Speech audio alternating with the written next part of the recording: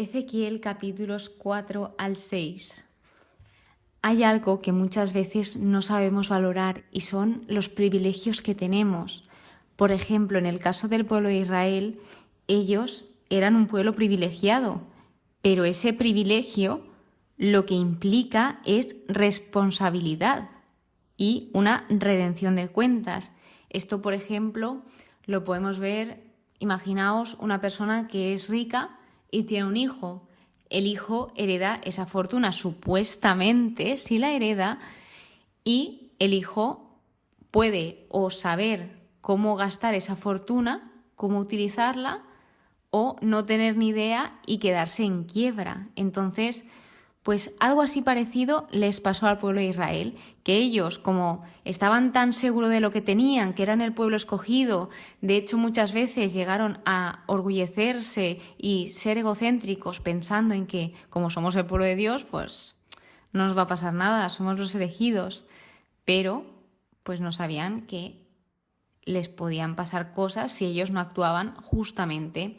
Y esto es lo que empieza a suceder, que a pesar de que ellos eran rebeldes con el pueblo y utilizaban la violencia, oprimían, etc., pues Dios les estaba avisando a ver si se daban cuenta de lo que estaban haciendo, les advertía, les daba oportunidades para que no viniese ese juicio o ese castigo que les hiciese ver lo que estaban haciendo y corregirse, aprender esa lección. Entonces el capítulo 4 empieza con un anuncio del asedio de Jerusalén y aquí se ven 3 demostraciones proféticas de ese juicio venidero, ese juicio que va a venir. Entonces, la primera, pues se ve como un ladrillo y una sartén de hierro, donde el ladrillo representa a Jerusalén y la sartén de hierro representa ese muro que tenía que representar Jeremías entre él y la ciudad. Así que esto era para simbolizar ese muro que iba a haber entre Dios y esa nación, entre Israel. Y finalmente, con esto lo que hacía es, pues como jugar con muñequitos y representar lo que iba a suceder, que era que los babilonios iban a sitar Jerusalén, que efectivamente esto sucedió en Jeremías y en otros libros, lo hemos visto, pero el más reciente es Jeremías y vemos cómo sucedió y el pueblo llegó a pasar mucha hambre porque no podían ni entrar ni salir los comerciantes. Entonces, esto era una señal para la casa de Israel. Sucede en el año 588 a.C. La segunda señal le dice el Señor a Ezequiel que se acostase de lado 390 días del lado izquierdo, donde él cargaría con la culpa de Israel. Esto estaba representando todo lo que Dios le estaba diciendo y lo que iba a suceder. Y otros 40 días debía estar acostado de lado, pero esta vez del lado derecho, donde en esos 40 días él cargaría con la culpa de Judá, que en total eran 430 días. Representaba un día por año, porque si no hubiesen sido muchísimos más. Y también algo importante es que él estaba como atado con cuerdas. Esto realmente no he llegado a entenderlo muy bien, pero creo que pues o pudiese ser verdad o es una representación simbólica de lo que iba a suceder. Entonces, luego de esto, la tercera señal es explicarle a Ezequiel cómo iba a comer durante esos 430 días que él tenía que estar acostado. Y esto era para que ellos viesen, para que el pueblo viese cómo iban a comer ese alimento. Así que, como vemos, mientras él iba a estar acostado, no estaba completamente inactivo, sino que también Dios le dio instrucciones de cómo debía comer y cocinarse las cosas. Entonces, Ezequiel lo que hizo fue representar estas largas profecías diariamente ante la gente, porque si lo hacía solo no tenía sentido. Esto era para advertir y avisar al pueblo. De modo que tras esto, en el capítulo 5, continúa dándole acciones simbólicas Dios a Ezequiel, donde le dijo que cogiese una espada afilada, que éstas se usaban en batalla, pero lo que Dios le encargó fue que la usase como navaja de barbero, para que se la pasase por su cabeza y por su barba. Y esto era una señal de duelo y de gran deshonra en ese tiempo y en ese contexto. y luego que en una balanza dividiese en partes lo cortado. Entonces, una vez dividido, lo divide en 3 partes.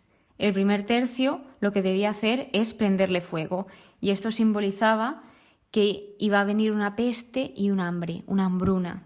Luego otro tercio debía de cortarlo con la espada, que esto simbolizaba que vendría espada. Y el último tercio debía esparcirlo por el viento, que simbolizaba a las personas que iban a ser esparcidas por las diferentes naciones, iban a ser divididas. Entonces, sí que es verdad que también le dijo que tomase una pequeña cantidad y que la recogiese en el vuelo de su manto, pero que volviese a tomar un poco y que lo echase al fuego, es decir, que solo un pequeño resto quedaría pues protegido, que eso simbolizaba a ese resto que sería la base de esa restauración posterior, que es el resto de Israel. Tras contarnos todas estas acciones simbólicas, nos dicen esas razones del juicio, que generalmente explica que Jerusalén era incluso mucho más malvada y mucho más rebelde que las naciones paganas. Y además que también ese juicio venía porque profanaron el santuario de Dios, profanaron el templo del Señor. Y tras esto que el pueblo rechazaba al Señor. Entonces, como consecuencia de esto, Dios también iba a rechazar a su pueblo. Sin embargo, en el versículo 9 dice: «Y debido a tus abominaciones haré contigo lo que nunca he hecho ni volveré a hacer jamás». Yo me quedé cuando lo leí en esta última parte de que lo hizo, pero que nunca lo iba a volver a hacer. Y todo lo que dice Dios lo cumple. Y acaba en unas palabras que se repiten varias veces en el capítulo 5, que es: «Yo, Yahvé, he hablado». Entonces, Dios cumpliría su propósito de enseñar a las naciones a través de Israel, porque las naciones de alrededor vieron cómo, a pesar de que el pueblo era el pueblo de Dios, estaba siendo pues castigado, estaba siendo rectificado, se les estaban dando lecciones y estaba viniendo ese juicio venidero. Entonces, Dios quería que también aprendiesen de esto y que ellos no eran una excepción, sino que todos eran responsables de sus actos. El juicio iba a venir como se prometió, y esto sucedió, y de muchas formas distintas. No iba a venir de una manera única para todos, sino que iba a ser variado, original, básicamente, para entenderlo. Por último, el capítulo 6 se titula «Contra los montes de Israel», y es que estos montes eran centros de adoración de ídolos. Estos habían adoptado costumbres cananeas y en esos montes había altozanos, altares, estelas, de todo. O sea, adoraban a otros dioses, se postraban ante ellos. Entonces, lo que se dice aquí es ese juicio que va a venir, que los ídolos iban a ser destruidos, iban a ser aniquilados. Y también vemos como esa tierra que fue profanada por los ídolos, ahora mismo lo que iba a suceder es que los ídolos serían profanados por los cadáveres de sus adoradores. O sea, suena un poco fuerte, esto lo extraí del estudio, pero es lo que iba a suceder. Entonces, hay una frase, un versículo que dice Dios, que es: «Sabréis que yo soy Yahvé». ¿Y a qué se refiere con esta frase? Esta frase lo que está haciendo es mostrar que Dios obró en sus juicios y restauraciones para Israel, y se está revelando a sí mismo y su amor también.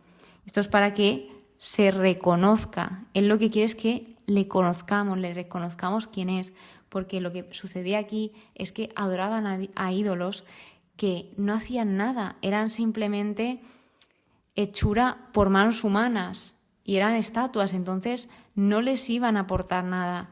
Y es como que no tenía sentido lo que estaban haciendo. Y de hecho esto los llevó a desorientarse, a desviarse, a realizar malas acciones, etc.